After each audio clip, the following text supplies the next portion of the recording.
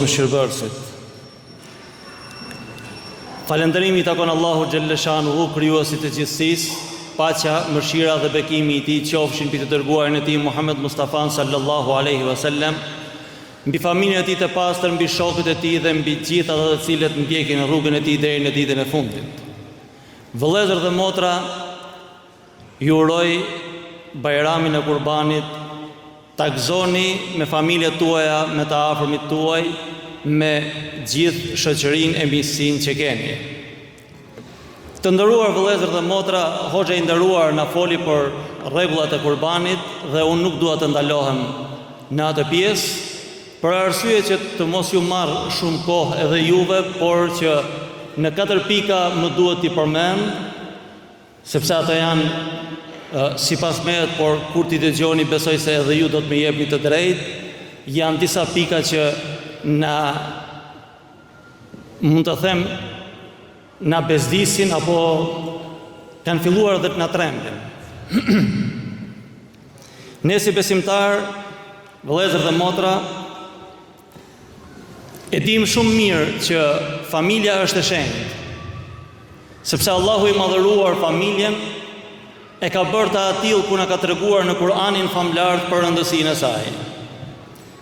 Dhe thot Allahu i madhëruar, nga shenjat e tij është që ju krijoi bashkëshorten nga vetja juaj, që të gjeni qetësi tek ato dhe vendosi mes jush dashuri e mëshirë.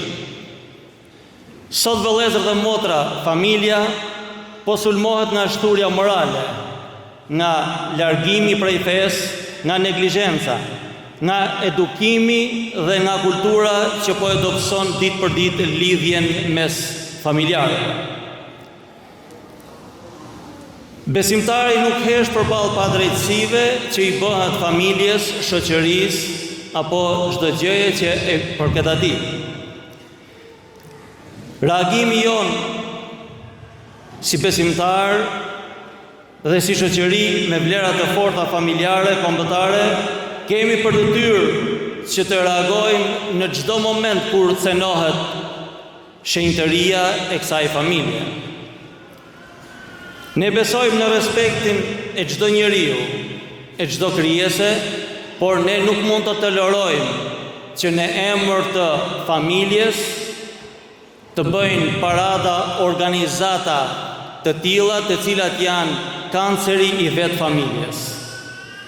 Nuk mund të reklamojnë dikush familjen time të shenjtë për të mbledhur të ardhurat që i intereson, në të vërtet duke qenë armiku i familjes, por reklamin e bën në emër të familjes.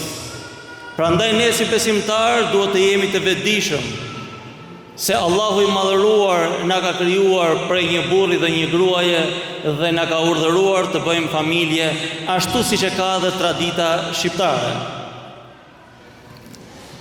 Secili prej jush, thot pejgamberi alayhi salatu wassalam, është përgjegjës dhe secili do të pyetet për përgjegjësinë e tij. Prandaj ne si besimtarë jemi përgjegjës në radhë të parë për veten tonë, pastaj për familjen tonë e pastaj për shoqërinë tonë. Prandaj dhe ne do të pyetemi në ditën e gjykimit nga Zoti i gjithësisë për këto përgjegjësi që kemi. Pika e dytë është, vëllezër dhe motra, ajo që Allahu i madhëruar na ka veçuar nga popujt e tjerë, gjuhën. Na ka dhuruar Zoti këtë gjuhë dhe ne kemi për obligim ta mbrojmë të gjuhë, ta mbrojmë me delikatesë, ta mbrojmë me fanatizëm, ta mbrojmë nga çdo lloj deformimi apo çdo lloj sulmi që i bëhet. Nëse një popull humb gjuhën e tij, humb kujtesën e tij, humb historinë e tij. Nëse një popull humb kulturën e tij, ai është i destinuar për të shkatëruar dhe për të zhdukur. Thot Allahu i madhëruar në Kur'anin famlar, njeriu nuk shqipton asnjë fjalë e të mos jetë pranë tij mbikëqyrësi që e regjistron atë fjalë.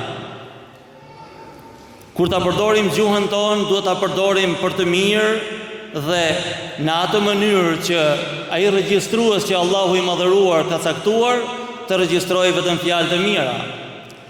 Por çfarë po ndodh me gjuhën tonë? Vëllezër dhe motra, populli jonë shqiptar është sulmuar historikisht. Është sulmuar si popull për ta shfarosur, është sulmuar si tokë, si hartë për ta zhdukur, po është sulmuar edhe si gjuhë për ta asimiluar. E në vazhdën e kësaj, jemi dëshmitar se prej disa ditësh, studentët tanë shqiptarë në Shkup po mundohen të reagojnë me të madhe për të na treguar se duhet të ruajnë gjuhën e tyre, të drejtën e tyre, në vendin e tyre, aty ku kanë lindur dhe aty ku kanë paraardhësit e tyre e ku do të lënë pasardhësit e tyre. Prandaj, ne i mbështesim ata edhe pse jo fizikisht atje, por ata të cilët tentojnë që t'ju amohojnë të drejtë, ta dinë se ne nuk jemi vetëm aq sa ishin në shesh, por jemi më shumë se që ata mendojnë.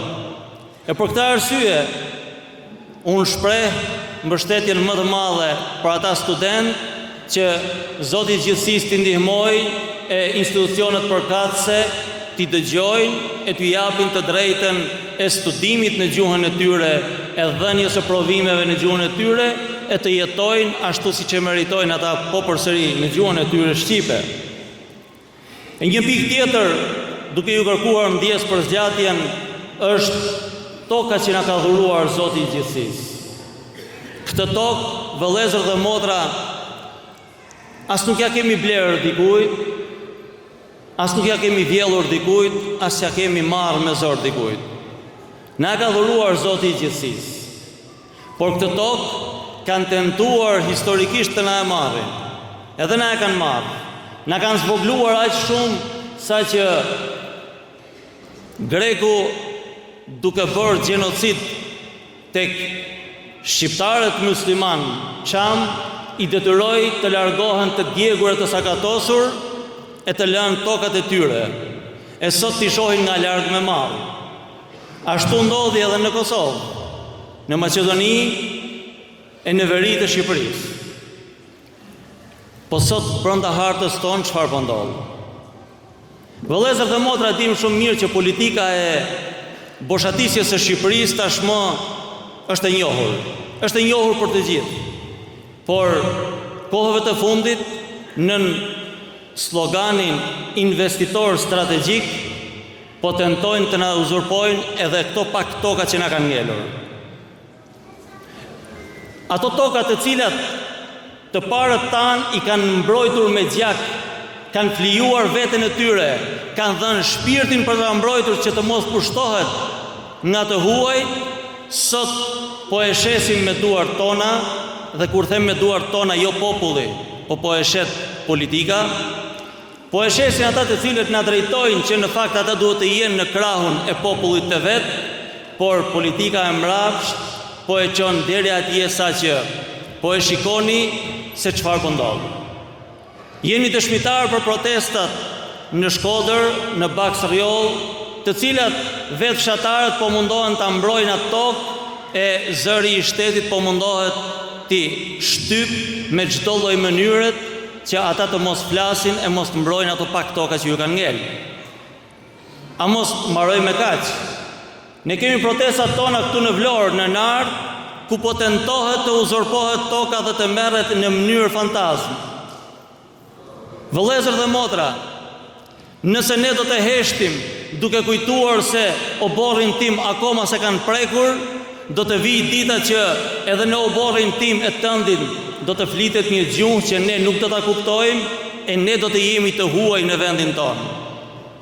E për t'ju treguar për këtë histori nuk kemi nevojë shumë të largohemi, kemi vetë Palestinën.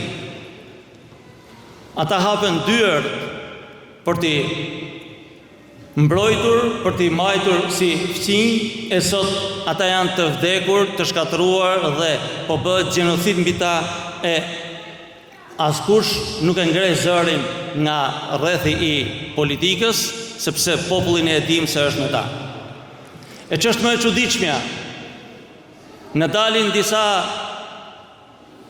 ambientalistë, në dalin disa që i duan kafshët më shumë se njerëzit dhe thonë të bësh kurban është të masakrosh kafshët brenda një dite. Ata të cilët qeshin kur fëmijët në Palestinë vriten, kur aksidentet për ditë në Shqipëri po shtohen dhe po marrin jetë fëmijësh.